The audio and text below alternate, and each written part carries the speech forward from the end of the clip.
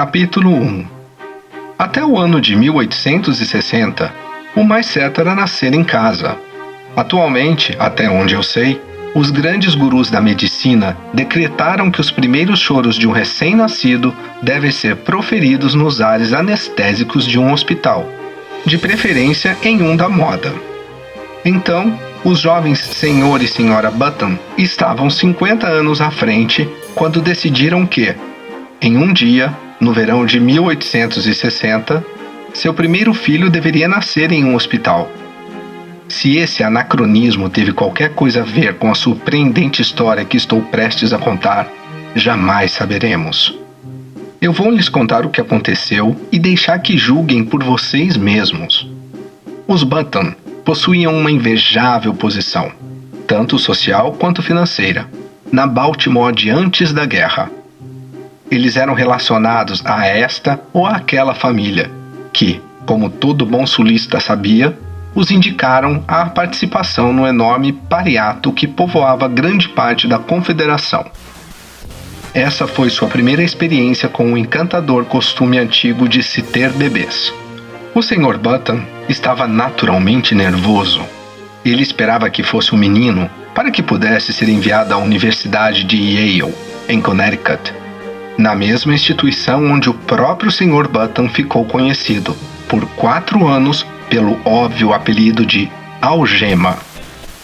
Na manhã de setembro, consagrada para o enorme evento, ele levantou-se às 6 da manhã, vestiu-se, ajustou sua imagem impecável e correu através das ruas de Baltimore em direção ao hospital, para determinar se a escuridão da noite havia nascido em outra pessoa. Quando ele estava aproximadamente a uma distância de 100 jardins do hospital particular Maryland para senhoras e cavalheiros, ele viu o Dr. Keene, o médico da família, descendo os degraus da frente, esfregando uma mão na outra, como se a estivesse lavando, como todos os médicos são obrigados a fazer pelas leis não escritas da ética de sua profissão. O Sr. Roger Button, o presidente da Roger Button e Companhia, venda de ferragens, começou a correr na direção do Dr. Keene, com muito menos dignidade do que seria esperado de um cavalheiro sulista daquela época pitoresca. Dr. Keene, ele chamou. Oh, Dr. Keene. O doutor o ouviu, olhou ao seu redor e parou para esperar, com uma expressão curiosa aparecendo em seu áspero e medicinal rosto, enquanto o Sr. Button se aproximava. O que aconteceu? Perguntou o Sr. Button enquanto chegava ofegante. Como foi? Como ela está? É um menino? Como ele é? O que? Fale devagar, disse o Dr. Keene bruscamente. Ele parecia irritado. A criança nasceu? Choramingou o Sr. Button. O Dr. Keene franziu a testa. Bem, sim. Acredito que sim, de alguma forma. Mais uma vez, ele dirigiu um olhar curioso ao Sr. Button. Minha esposa está bem? Sim. É um menino ou uma menina? Chega! Dr. Keene exclamou em uma perfeita irritação. Vou pedir que vá e veja por si mesmo. Ultrajante. Ele retrucou aquela última palavra como se ela tivesse apenas uma sílaba. Então, virou-se murmurando. Pode imaginar o que um caso como esse fará para minha reputação profissional? Mais um pode até me arruinar. Pode arruinar qualquer um.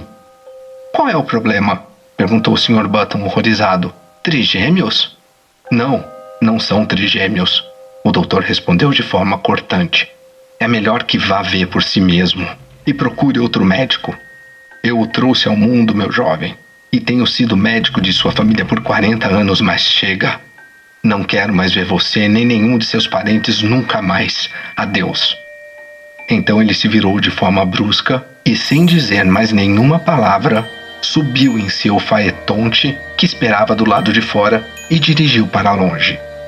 O Sr. Button ficou parado na calçada, estupefato e trêmulo da cabeça aos pés. Que terrível acidente poderia ter acontecido? Ele, de repente, perdeu todo o desejo de ir até o hospital particular Maryland para senhoras e cavalheiros. Essa foi a grande dificuldade, pois um momento depois, ele forçou a si mesmo a apertar os passos e entrar pela porta da frente. Uma enfermeira estava sentada atrás de um balcão na opaca escuridão do hall. Engolindo sua vergonha, Sr. Button se aproximou dela. "Bom dia", ela cumprimentou olhando para ele com simpatia. "Bom dia, eu sou o Sr. Button." Com isso, um olhar de total terror se espalhou por todo o rosto da garota. Ela colocou-se de pé e pareceu prestes a voar pelo salão, contendo-se com a maior dificuldade. "Eu quero ver meu bebê", disse o Sr. Button. A enfermeira deu um gritinho. "Oh, claro!" choramingou histericamente. "Lá em cima, bem lá em cima, vá!" Ela apontou a direção e o Sr. Button, banhado em suor fresco, virou-se vacilante e começou a ir até o segundo andar. No salão superior, ele se dirigiu a outra enfermeira que se aproximou dele, parada na base. "Eu sou o Sr. Button." Ele tentou ser articulado. "Eu quero ver meu..."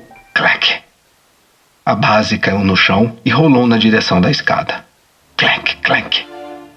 Então, começou sua metódica descida, como se compartilhasse do terror geral que aquele cavalheiro provocara. "Eu quero ver meu bebê." O Sr. Button quase gritou. Ele estava próximo de um colapso. Clank! A base alcançou o primeiro andar. A enfermeira recuperou o controle de si mesma e dirigiu ao Sr. Button um olhar de gentil desprezo.